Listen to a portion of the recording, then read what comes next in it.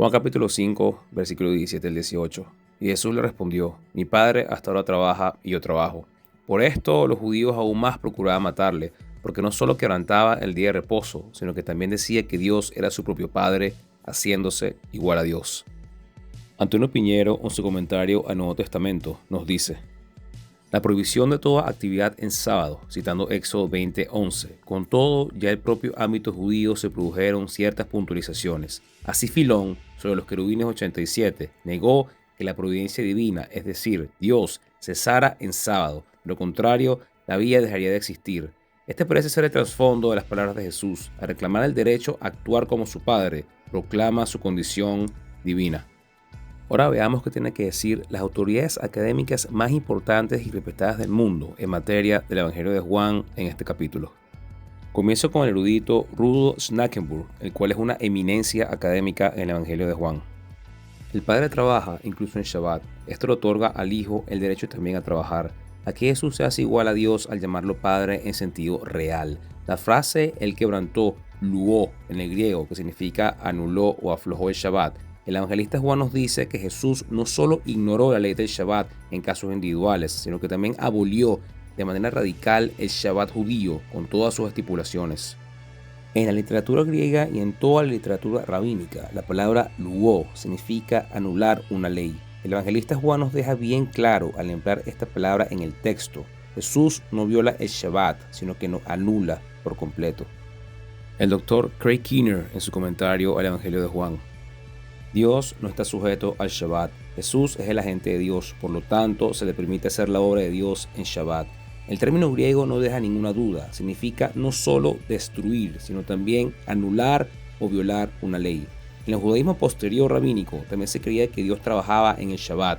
Dios podía cesar de crear, pero no dejar de sustentar su creación.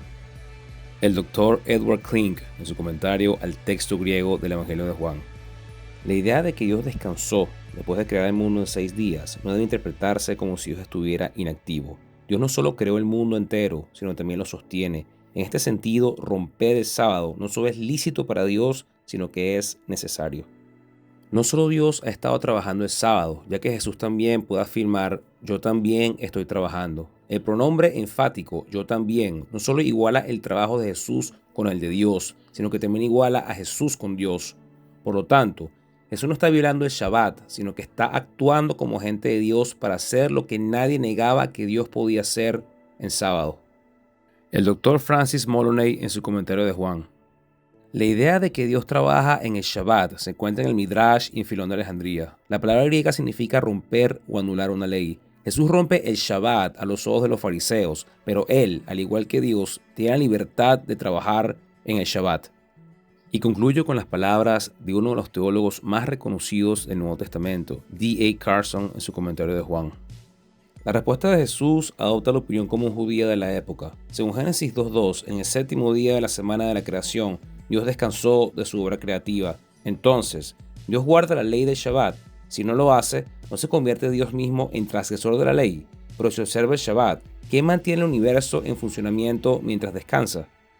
Filón de Alejandría, un judío de habla griega, niega francamente que Dios haya cesado de trabajar alguna vez en su obra de creación. También hay un consenso entre los rabinos de que Dios sí trabaja incluso en el Shabbat. A finales del siglo I, 4 eminentes rabinos, Rabban Gamaliel, Rabbi Josué, Rabbi Eleazar ben Azarías y Rabbi Akiva, discutieron este punto y concluyeron que, aunque Dios trabaja constantemente en el Shabbat, no puede ser acusado de violar la ley del Shabbat, ya que todo el universo está bajo el dominio de Dios. Todos estaban de acuerdo en que Dios trabaja continuamente en el Shabbat. Partiendo de esto, Jesús lo aplica a sí mismo. Mi Padre trabaja y yo también trabajo. Para que esta autodefensa sea válida, los mismos factores que se apliquen a Dios deben aplicarse a Jesús. Y aquí les demostré la opinión de estas eminencias académicas en el mundo teológico del Nuevo Testamento, donde afirman que el Mesías es incluso superior a la misma ley de Moisés y a Moisés mismo. Gracias por ver este video. Dios te bendiga.